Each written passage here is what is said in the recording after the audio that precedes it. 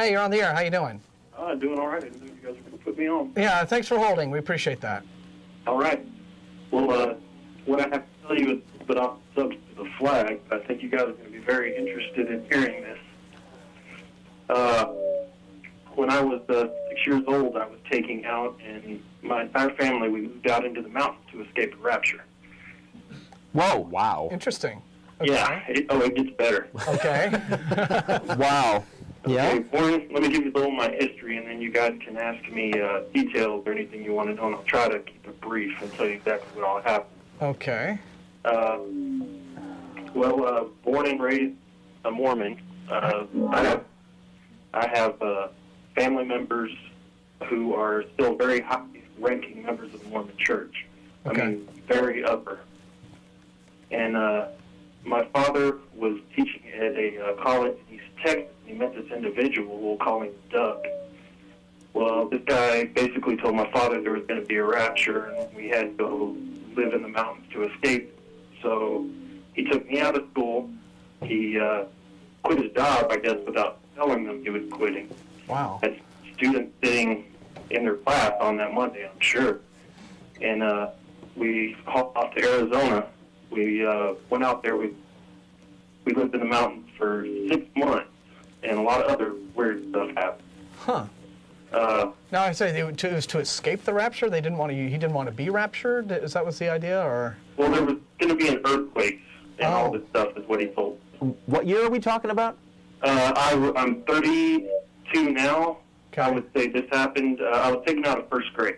Okay. Okay, Wow. so 6 years old or so. Yeah. Yeah. About that. Wow. Okay. Strange. And, we're there.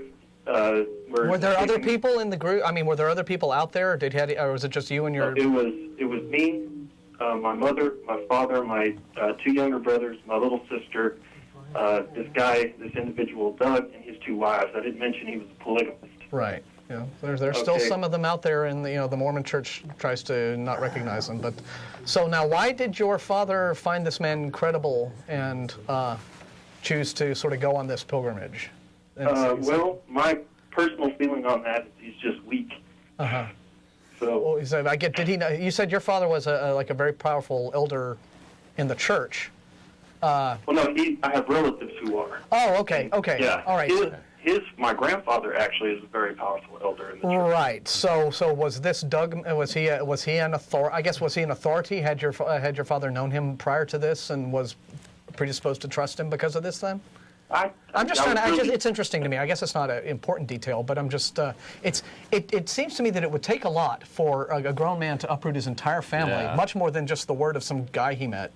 He lives in shame of it to this day. Yeah. Okay. Well, anyway. All right. Well, that sort of gets to my question, which is, how many of the folks that were involved in this? There was a total, I would say, of 9 of us. Yeah. Of those 9 people, how many came away from this experience realizing that it was all a crock?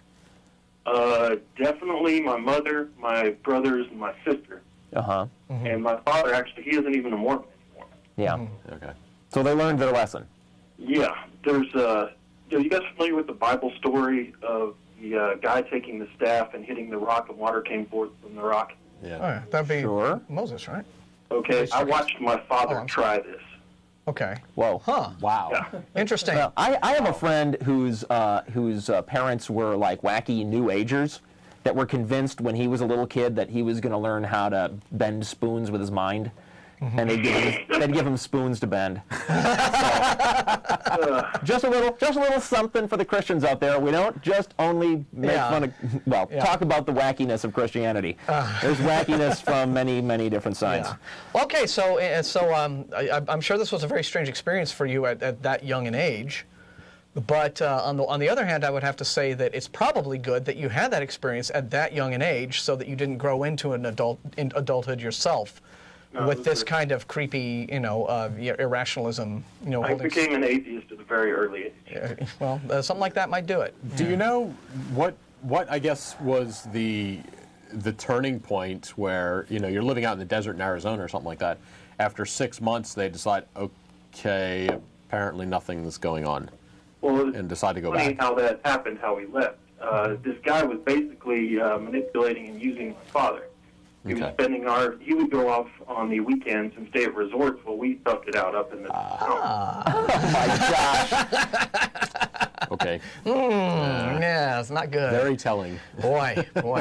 Eventually, the savings ran out, and So there was no more money. Boy. So this Doug got a hold of your family's savings? Yeah, actually, he spent most of it. Wow. I guess I had to pay for those resorts somehow.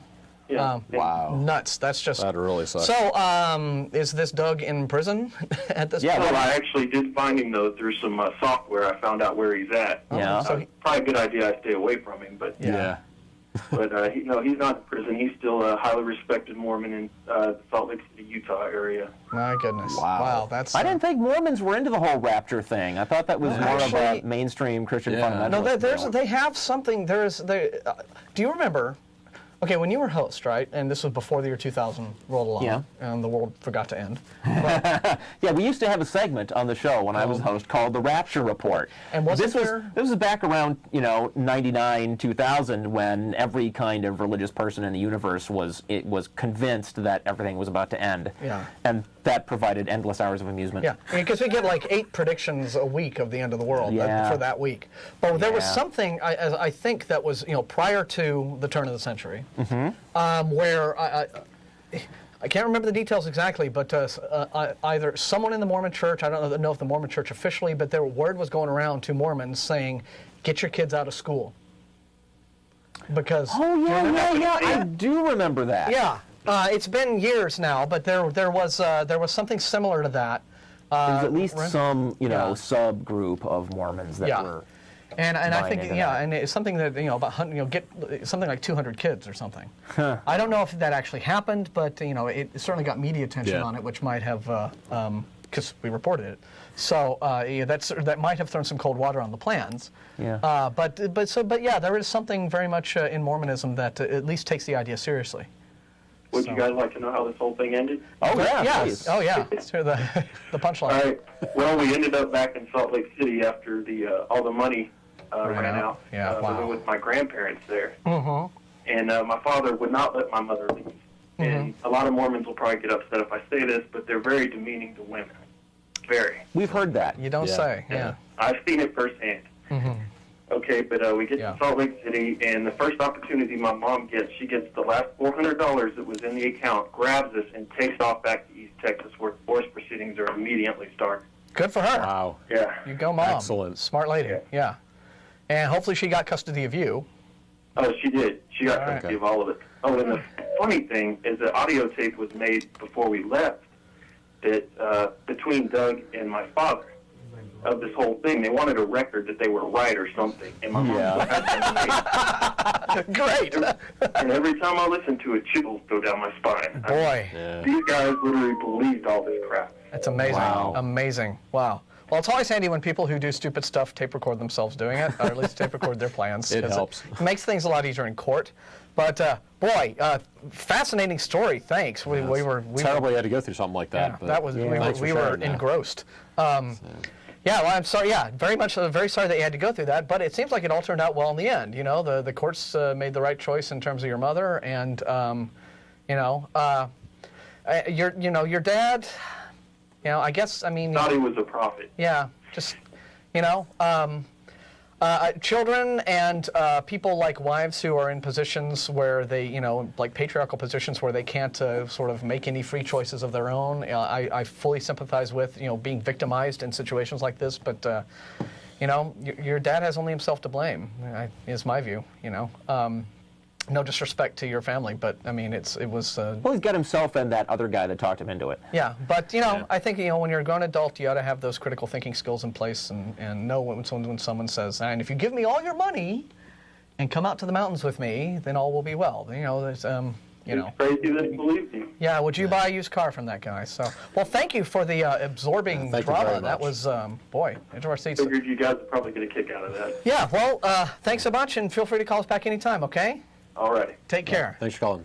We're very sorry that stuff like that actually happens, and that's a lot of the reason why they do this show. It does go on. Yeah. It does go on. Yeah. So, we heard from that woman that one time who was in in one of Lester Roloff's child prison camps that the Bush administration funded. We actually called in a couple times. We actually heard from her and heard all of her stories. This stuff happens, you know. Again, it's the lunatic fringe, you know. It's certainly not mainstream religion, but you know, it does show what a lack of critical thinking can lead to.